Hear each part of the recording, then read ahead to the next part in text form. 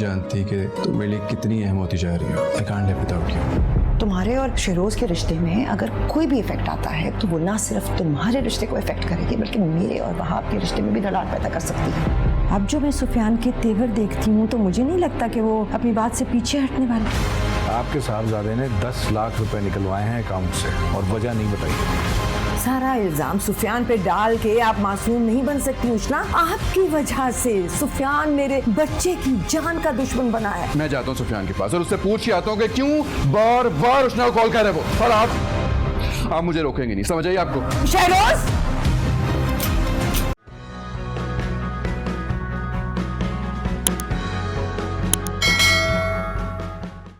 पता नहीं किस वक्त की दुश्मनी निकाली है सबने।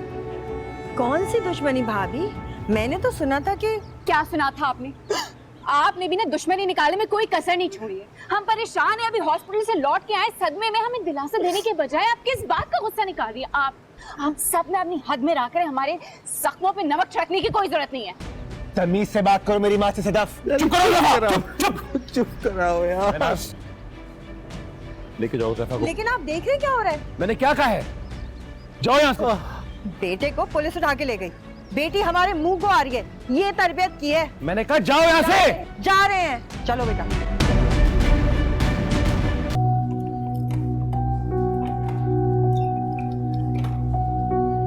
लो इसको अंदर डालो।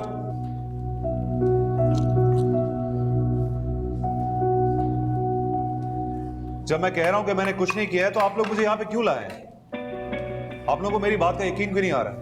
और सब पता कर लेंगे, ऐसी भी क्या जल्दी है? भी तो आए हो, जरा एंजॉय करो माहौल को। अच्छा नहीं कर रहे आप लोग मेरे से। इस तरह किसी बेगुनाह को अरेस्ट नहीं कर सकते। और जाओ इधर जाके बैठो। और चलो आ इधर। भाई कहाँ आ रही हो? हाँ, क्यों आई हो तुम यहाँ? मैं कोई कॉल अटेंड नहीं कर रहा था। मैं भाई साहब की तबीयत खैरियत मालूम करने के लिए आई। बेफिक्र हो, भाई ठीक है तुम्हारे? जिंदा हैं अभी तुम्हारी बला से। चल मिल तो लेने दे भाभी। क्यों मिलने दे? अरे वाह, ये अच्छा तरीका है। पहले मेरे शौहर और मेरे बेटे की जिंदगी हराम कर दी, अब अपनी हमदर्दियां दिखाने के लिए आ गई हो यहाँ। तुम्हारे भाई की यह हालत तुम्हारी वजह से ही हुई है। मेरे बेटे को तुमने जेल भेज दिया। मेरे बेटे और मेरे शौहर की जिंदगी हराम करके तुम्हारा दिल को सुकून नहीं पहुंचा जो आ गई अपनी हमदर्दी का टोकरा लेके यहाँ पे। भाभी आप समझने की कोशिश करें। शहरोज नईमा आपा का बेटा है, वो उसके लिए जो मर्जी फैसला करे, मेरा उससे क्या लेना देना। अच्छा, तो फिर यहाँ क्या लेने के लिए आई हो? जाओ उस बेटे का सदका दो। यहाँ तुमसे कोई बात नहीं करना चाहता। वैसे ज़ैनब सीधी सी बात है, तुम्हें यहाँ पे आना नहीं चाहिए था। भाई आप भी ये कह रहे हैं? हाँ, जबकि आप अच्छी तरह जानते हैं कि ज्यादती सुफियान की तरफ से हुई है। अच्छा, अगर मेरा बेटा बुरा है तो उसके बाप की तबीयत पूछने के लिए क्यों आई हो? हमने तो तुम्हें नहीं बुलाया था ना यहाँ पे। उनसे मेरा रिश्ता है, भाई लगते हैं ना मेरे। मैं उनसे मिलने आई हूँ, उनकी खैरियत मालूम करने के लिए आई। इस घर के लोगों से तुम्हारा कोई रिश्ता नहीं है। तुम जहां से आई हो ना वहीं वापस चली जाओ। अगर मेरे शौहर और मेरे बेटे को कुछ हुआ ना तो नताइज बहुत बुरे होंगे ज़ैनब। भाभी मुझे धमकी देने के बजाय ये बेहतर नहीं होगा कि आप सुफियान को समझाएं, क्योंकि वो गलत है, बहुत सारी जगहों पर गलत है। अच्छा, तो हम सब गलत हैं। इस पूरी दुनिया में कोई सही है तो वो ये है और इनकी बेटी। मेरा ये मतलब नहीं था भाभी। तुम चुप ही रहो तो बेहतर है। भाई आप ही समझाए ना। मैं सिर्फ आपको देखने के लिए आई हूँ, आपकी तबीयत मालूम करने के लिए आई हूँ। ज़ैनब अभी तुम जाओ यहाँ से, बाद में बात करते हैं। अभी हम तुम्हारी वजह से पहले ही बहुत परेशान हैं। लगता है मेरे भाइयों के दिल भी पत्थर के हो गए। हाँ, यहाँ सब पत्थर के हैं। बेहतर होगा तुम्हारे लिए आइंदा इन पत्थरों से अपना सर फोड़ने के लिए ना आना। जाओ यहाँ से, जाओ। और कहाँ है ये शहनाज? कहाँ सब मर गए? दरवाजा कैसे खुला हुआ था कि कोई भी घुसकर आ जाए? और बताया कुछ उसने? नहीं साहब। और लगता है सही से नहीं पूछा है तुम लोगों ने। मैं बता चुका हूं कि मैं इस हमले में मुलविस नहीं हूं। निकालो मुझे यहाँ से। और यहाँ आने से पहले सब बड़े शरीफ बनते हैं। जब उनकी तबीयत साफ की जाती है ना तो फर फर करके अपने जुर्म का एतराफ भी कर लेते हैं। और तुम्हारा रिकॉर्ड तो वैसे भी गंदा है। तुम वही हो ना जो वाफ साहब के घर में घुस के हंगामा करने के जुर्म में गिरफ्तार हुए थे। और लगता है कि पिछली बार की मार से तुम्हें कोई सबक नहीं मिला, जो दोबारा नया खेल खेल के यहाँ आ गए खाने में। तनख्वाह तुम लोग को गवर्नमेंट देती है ना, वफादार तुम लोग वहाब के लगते हो, जो बार बार उसके कंप्लेन करने पे मुझे पकड़ के ले आते हो यहाँ पे। बकवास नहीं करो, सामने साहब खड़े हुए। और इसकी जबान लगता है बहुत चल रही है इधर। हाँ साहब, बहुत बड़बड़ा रही है, मुझे तो इसी पे शक हो रहा है। मेरा ना तुम लोग कुछ नहीं बिगाड़ सकते, देख लूंगा ये। और ये तो खुल्लम खुल्ला धमकियां दे रहा है, इसको लटका दो उल्टा है इधर, और तब तक लटकाए रखना कि जब तक इसका दिमाग ठिकाने पे नहीं आ जाता है। वैसे भी कोर्ट बंद है और कल आएंगे इसके चाहने वाले। ठीक है साहब।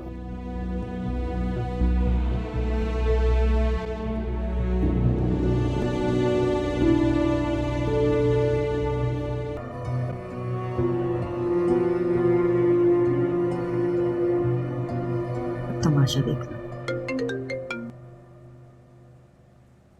हेलो, अस्सलाम वालेकुम नईमा आपा, मैं बात कर रही हूँ महनाज। हाँ, पहचान लिया मैंने। कैसे फ़ोन किया महनाज? अरे मैं तो बहुत पहले आपको फ़ोन करना चाहती थी, अब शहरोज़ की खैरियत पूछने के लिए। सुफियान से मुझे ये उम्मीद नहीं थी कि उष्णा के पीछे पागल होके शहरोज़ की जान लेने पे तुल जाएगा। हाँ जी, शुक्र है अल्लाह का कि उसने मेरे बच्चे की जान बचा ली। बेशक बेशक, लेकिन मैं ज़ैनब की परेशानी भी समझ रही हूँ। एक तरफ खूनी रिश्ता है और एक तरफ दामाद है, लेकिन शायद ज़ैनब की हमदर्दियाँ अपने खून के साथ यानी सुफियान के साथ ज़्यादा है, तभी तो वो यहाँ आई है अपने भाई की तीमारदारी करने के लिए। उनकी हमदर्दियाँ जिसके भी साथ हैं हुआ करें। अल्लाह ने एक बार मेरे बच्चे की जान बचाई है, आगे भी वही हिफाजत करेगा। बिल्कुल, मारने वाले से बचाने वाला बहुत बड़ा होता है, लेकिन एहतियात तो लाजमी है ना भाभी। आपने बहुत अच्छा किया जो सुफियान को अरेस्ट करवा दिया। हम सबका भी यही ख्याल है कि ये सब कुछ सुफियान ने ही किया है। अब देखिए ना, निकाह तो नहीं रुकवा सका तो गुंडागर्दी पे उतर आया है। अरेस्ट तो होना ही चाहिए था ना उसे। अच्छा है, पुलिस की तहवील में है, अब कुछ नहीं बिगाड़ सकेगा मेरे बच्चे का। बिल्कुल ठीक कह रही हैं आप। ज़ैनब ने हमेशा सुफियान को ये अहमियत दी है, लेकिन देखिए ना क्या हो गया। ज़ैनब के यहाँ आने से मुझे तो ऐसा लग रहा है कि वो आप सुफियान की जमानत करवाने की कोशिश करेगी। देखें आपा, ज़ैनब किसी की नहीं है। ऐसा कभी नहीं होगा, ये आप भी समझ लें। अल्लाह ना करे। लेकिन देख लिया आपने ज़ैनब की वफादारियां। उसे तो अपने दामाद के लिए परेशान होना चाहिए था ना कि यहाँ आके अपने भाई से हमदर्दियां कर रही।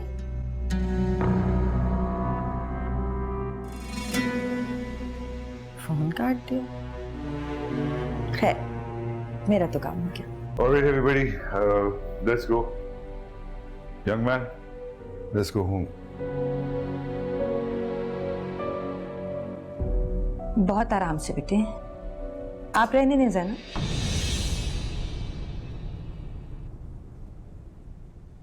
आपकी मदद की जरूरत नहीं है।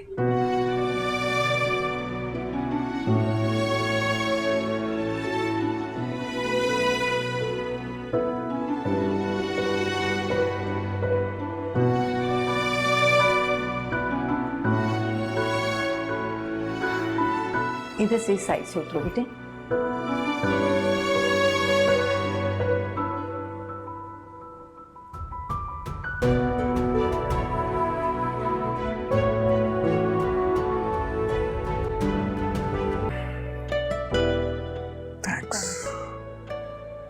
कुछ और तो नहीं चाहिए आपको?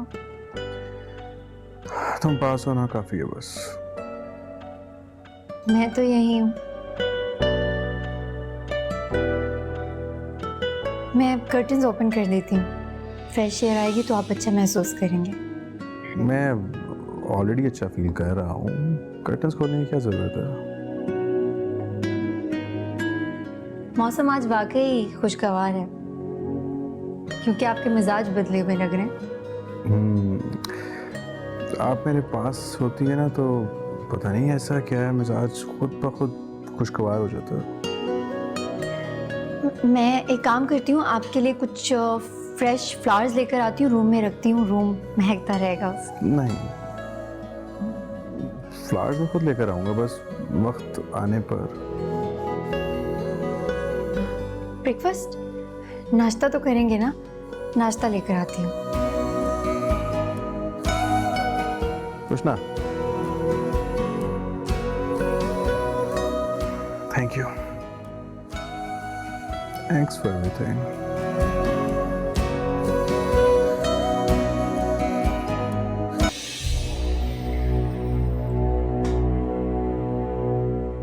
आपको मेरे बेटे की बिल्कुल भी फिक्र नहीं है ना? सिर्फ अपने भाई की फिक्र है। नहीं आपा, ऐसी तो कोई बात नहीं है। ऐसी ही बात है, सफाई पेश करने की कोई ज़रूरत नहीं है। अपने कानों से सुना है सब मैंने, और अच्छी तरह समझ गई हूँ कि आपकी सारी वफादारी उन्हीं लोगों के साथ है। तभी आप रोक रही थी ना मुझे। नहीं आपा, आपको लग रहा है कि शायद आपको रोक के मैंने अपने सगे रिश्तेदारों से वफादारी निभाई, ऐसा नहीं है। हकीकत भी यही है। मेरे सुफियान का नाम लेने पे सबसे ज़्यादा तकलीफ आप ही को पहुंची थी ना? मैं सुफियान को बचपन से जानती हूँ, और अभी भी मुझे लगता है कि सुफियान ऐसा नहीं कर सकता। मेरी समझ में नहीं आता कि आप ये कैसे सोच सकती हैं। जो कुछ उन्होंने आपके साथ किया, उसके बाद आपको हो सकती है ऐसी कोई खुशफहमी, मुझे कोई खुशफहमी नहीं है। ठीक है, आप फुप्पो होने का फर्ज निभाइए, मैं अपना फर्ज निभाती हूँ।